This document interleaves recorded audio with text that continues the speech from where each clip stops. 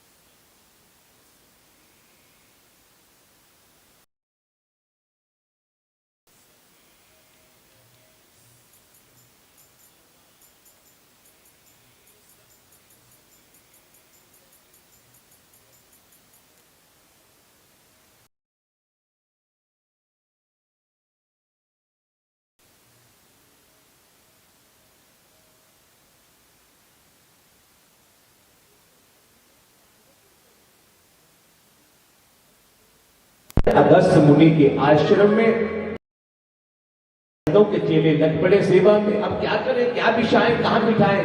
भगवान शिव बड़े भोले बोले ऐसा कोई नहीं है, महाराज कथा शुरू करो ना। ये कथा का साथ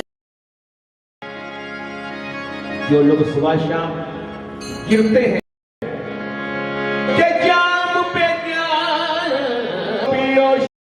लेकिन एक ऐसा नशा है जो एक बार, लेकिन एक ऐसा नशा है जो एक बार